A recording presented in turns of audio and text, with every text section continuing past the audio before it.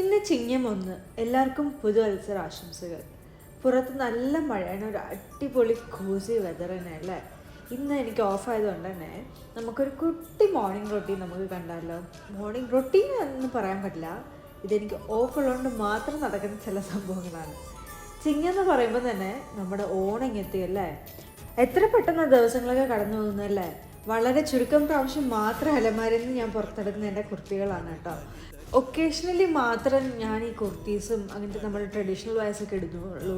ഇന്ന് ചിങ്ങം ഒന്നായതുകൊണ്ട് ഞാൻ വിചാരിച്ചു രാവിലെ കുളിച്ച് നമുക്കൊന്ന് വിളക്കെത്തിക്കാം. ഞങ്ങൾ പുതിയൊരു പൂജാ റൂം സെറ്റപ്പ് ഞങ്ങൾ ചെയ്തിട്ടുണ്ട്. അപ്പം അത് ഇന്നലെ രാത്രി ഞങ്ങൾ ഫിനിഷ് ചെയ്തില്ല ആക്ച്വലി.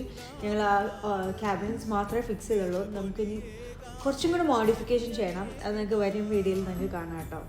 കയ്യോടെ തന്നെ സിദ്ധൂട്ടനെ അങ്ങ് റെഡിയാക്കി. അവനിന്ന് ഡേ കെയറിൽ പോകാനുള്ള ദിവസമാണ്. അതുകൊണ്ട് അവനെ ഇന്ന് നമുക്ക് കുളിപ്പിച്ച് സുന്ദരക്കുട്ടനാക്കിയെടുത്തു. എല്ലാ ദിവസവും നടക്കുന്ന പരിപാടിയല്ല കേട്ടോ രാവിലെ കുളിച്ച് വിളക്കൊക്കെ എത്തിച്ച് പ്രാർത്ഥിക്കുക എന്നുള്ളത്. എനിക്ക് ഓഫ് ഡേയ്സിൽ അത് വളരെ ചുരുക്കം ദിവസങ്ങളിൽ മാത്രം നടക്കുന്ന കാര്യമാണെന്ന്. വിളക്കെത്തിക്കാൻ നേരത്ത് പൂ വെച്ചില്ലെങ്കിൽ എനിക്ക് എന്തോ ഒരു സാറ്റിസ്ഫാക്ഷൻ കുറവ് പോലെ. അപ്പോൾ നിൻ്റെ ഫ്രണ്ട് ഗാർഡനിൽ ഇച്ചിരി ജമന്തിയൊക്കെ വളർന്ന് ഇപ്പോൾ ഉണ്ടായിരുന്നു. അപ്പോൾ അതിൽ നിന്ന് 1-2 ജമന്തി നമുക്ക് എടുത്ത് ഭഗവാൻ വയ്ക്കാം.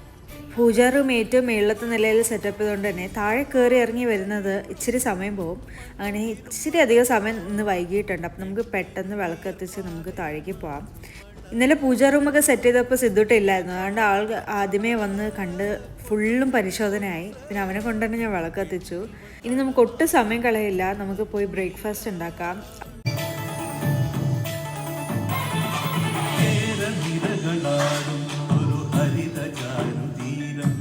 പാട്ടൊക്കെ വെച്ച് ഒന്നും കൂടെ വൈബ് സെറ്റാക്കി. ആ പാട്ടിലുണ്ടല്ലോ 1-2 ദിവസമായിട്ട് എൻ്റെ തലയിൽ ഇങ്ങനെ കിടക്കുക. അപ്പോൾ അത് തന്നെ നമ്മുടെ ഫസ്റ്റ് സോങ് ഇന്നത്തെ മോർണിംഗിലെ. അപ്പോൾ നമുക്ക് ദോശയുടെ ബാറ്റർ നമുക്ക് ഫ്രിഡ്ജിൽ നിന്ന് എടുക്കാം. കഴിയുന്നതും ഞാൻ ദോശയുടെയും അപ്പത്തിൻ്റെയും ബാറ്ററൊക്കെ ഞാൻ വീട്ടിൽ തന്നെ തയ്യാറാക്കാറ്. തലേന്ന് തന്നെ ഞാൻ മാവൊക്കെ അരച്ച് നല്ല പുളിച്ച് ഫെർമെൻറ്റ് ചെയ്ത് വെച്ചിരുന്നു. അപ്പോൾ നമുക്ക് പെട്ടെന്ന് ഈസിലി ദോശ ചുട്ടെടുക്കാം. സിദ്ധുവിൻ്റെ ഫേവറേറ്റ് ബ്രേക്ക്ഫാസ്റ്റിൽ ഒന്ന് തന്നെയാണ് ദോശ. അപ്പോൾ അവന് ദോശയൊക്കെ കൊടുത്ത് സെറ്റാക്കി അവനെ കാറിലാക്കി. നല്ല മഴ കാരണം പുറത്തങ്ങനെ നിന്ന് ബൈ പറയാൻ പറ്റാത്തതുകൊണ്ട് നമുക്ക് ഇവിടെ നിന്ന് ബൈ പറയാം. Bye bye.